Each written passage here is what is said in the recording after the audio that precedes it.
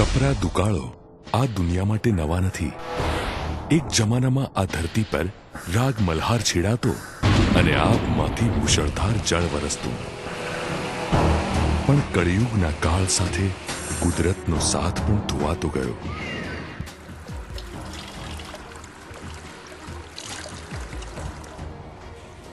ગુજરાતની આ ભાવભીની ધરતી પર વરસી રહ્યો છે મુશળધાર રાગ મલ્હાર, સતત અને સર્વત્ર. પણ ગુજરાતની આ ધરતી પર ગાગરો હંમેશાથી છલકાતી નહોતી. દુકાળના કાળનો શિકાર ગુજરાત પણ વારંવાર બન્યું છે. ગઈ વખતે જ્યારે અહીંયા દુકાળ પડ્યો ત્યારે કહી દીધું ગુજરાતે કે આ છેલ્લી વાર છે. ગઈ વખતે જ્યારે ચોમાસાએ વરસવાની ના પાડી ત્યારે કહી દીધું ગુજરાતે કે જા તારા વગર પણ ચાલશે. ગઈ વખતે જ્યારે નદીઓએ સુકાવાની જીત કરી ત્યારે કહી દીધું ગુજરાતે કે થોભ હજી થોડી વાર છે. અને આખરે નક્કી કર્યું ગુજરાતે, કાં તો કંઈક કરો કાં તો સહન કરો. કોઈ એક સમયે જ્યારે આખું ગુજરાત લાંબી અછત સામે લાચાર બની ઊભું હતું, ત્યારે કોઈના એકલે હાથે થયેલા પ્રયત્નો સર્જી રહ્યા હતા ગુજરાતમાં જળ ક્રાંતિ. અને આ સાથે જ ગુજરાતે લીધી પ્રતિજ્ઞા દેશના સૌથી અલગ રાજ્ય બનવાની. અને પરિણામ છે જળ શક્તિ. જળ એ જ જીવન, દરેક જીવનમાં પૂરતું જળ. અને આ છે આજનું ગુજરાત, દેશનું એકમાત્ર રાજ્ય ગુજરાત જ્યાં પ્રખર ઉનાળા અને સૂકા ચોમાસા પણ જળ સમૃદ્ધિને ભરખી શકતા નથી. દેશનું એકમાત્ર રાજ્ય ગુજરાત જ્યાં સરદાર સરોવર ડેમ શાનથી ઊભો અછત દુકાળને પડકારી રહ્યો છે. અને ગુજરાતની જળદેવી નર્મદા અને તેની સાથે જોડવામાં આવેલી 21 નદીઓ આખા ગુજરાતની તરસને छिपाવી રહી છે. અને નર્મદાનો લાંબો ઇંતજાર બની છે ગુજરાતની સુખદ શરૂઆત. તમારા દાદા તમને કહેતા હશે, આપના દાદા, કે ભાઈ સાંભળ્યું છે કે નર્મદા આવવાની છે, પણ હવે લાગતું નથી કોઈ દી આવે. દાદા ગુજરી ગયા હશે, તમને કહીને ગુજરી ગયા. તમે મોટા થઈને તમારા છોકરાઓને કહેવા માંડ્યા છો કે આ નર્મદાનું બહુ સાંભળ્યું પણ કઈ આવે એવું લાગતું નથી. નિરાશા હતી કે નહીં? નર્મદા નહીં આવ્યું માનતા હતા કે નહીં? ચારે તરફ ઘોર નિરાશા હતી. પણ આજે નર્મદાના પાણી પહોંચ્યા કે નથી? ગુજરાતની ક્રાંતિકારી મોદી સરકારે ભૂંસી નાખ્યો અછતનો કાયમી ઇતિહાસ અને જળભીના ભવિષ્યમાં કરી રહ્યું છે કંકુ પગલા ગુજરાત. જળ સંચય અને જળ વ્યવસ્થાપનનું સુયોગ્ય આયોજન, ભૂમિગત જળ ભંડાર અને વરસાદી પાણીના વ્યવસ્થાપનમાં વિજ્ઞાની અભિગમ, અદ્યતન સિંચાઈ તકનીકોનો અમલ, રાજ્યની મુખ્ય નહેરો સાથે તમામ ગામડાઓનું જોડાણ, જળ સંચય માટે ખેત તલાવડીઓ અને ચેક ડેમોનું નિર્માણ.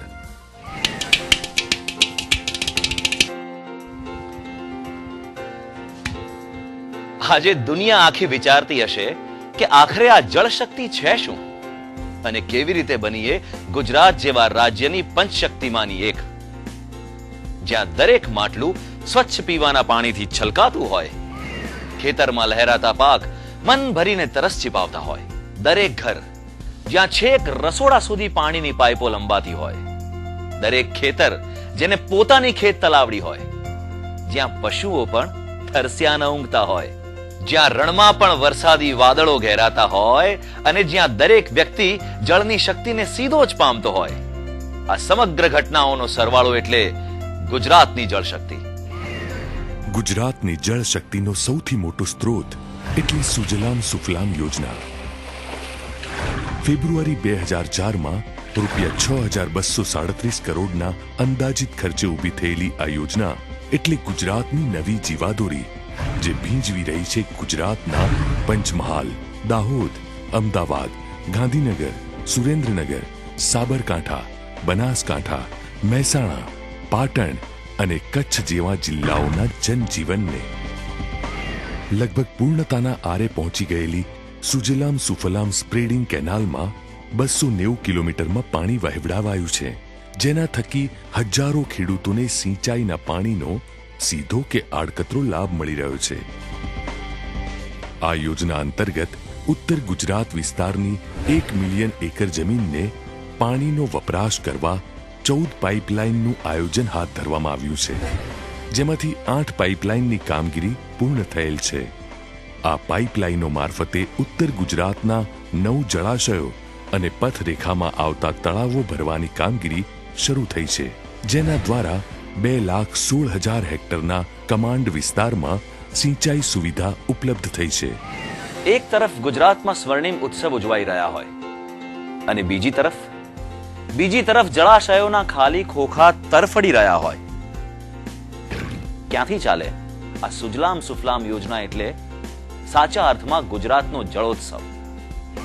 કચ્છ જિલ્લામાં દરિયાકાંઠા વિસ્તારમાં ક્ષારનું પ્રમાણ આગળ વધતું અટકાવવા સુજલામ સુફલામ યોજના અંતર્ગત રૂપિયા 188 કરોડના ખર્ચે 44 સ્થળોએ ભરતી નિયંત્રક અને બંધારણના કાર્યો હાથ ધરવામાં આવ્યા છે. ઉત્તર ગુજરાતના જળાશયોના કમાન્ડ વિસ્તરણની કામગીરી પ્રગતિમાં છે. રૂપિયા 54 કરોડની અંદાજિત રકમવાળી 23,700 હેક્ટર જમીનની સિંચાઈ સુવિધા માટે ધરોઈ જમણા કાંઠા નહેર વિસ્તારની કામગીરી પ્રગતિમાં છે.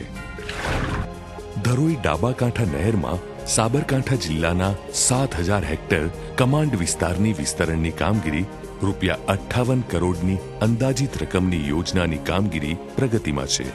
પંચમહાલ જિલ્લામાં શહેર ગોધરા તથા લુણાવાડા તાલુકાના અંતરિયાળ આદિવાસી ગામોને સિંચાઈનો લાભ આપવા માટે રૂપિયા 130 કરોડ 71 લાખની અંદાજિત કિંમતની પાનમ હાઈ લેવલ કેનાલ રાજ્ય સરકારે હાથ ધરી છે. આ રાજ્યની સૌ પ્રથમ આટલી લાંબી ટનલ છે.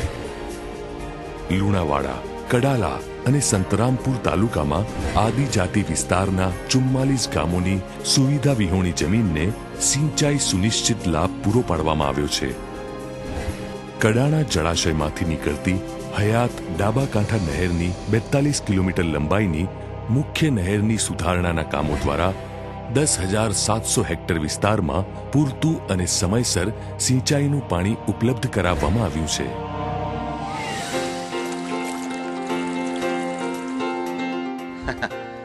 ઘણા વર્ષોથી ગુજરાત માટે એમ કહેવાતું કે ગુજરાત એ ખેતીની ધરતી છે જ નહીં, પણ આ જ ગુજરાત આજે ઊભું છે બીજી હરિયાળી ક્રાંતિના ઉંબરે.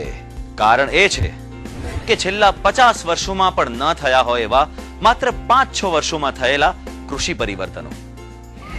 કૃષિ વિકાસની બાબતમાં જે પંજાબ અગ્રીમ હરોળમાં રહેતું હતું, જે હરિયાણા અગ્રીમ હરોળમાં રહેતું હતું, જે ઉત્તર પ્રદેશ અગ્રીમ હરોળમાં રહેતું હતું, જે આંધ્ર અને મહારાષ્ટ્ર અગ્રીમ હરોળમાં રહેતું હતું, આજે આ બધાને પાછળ પાડીને ગુજરાત નંબર 1 પર પહોંચી ગયું.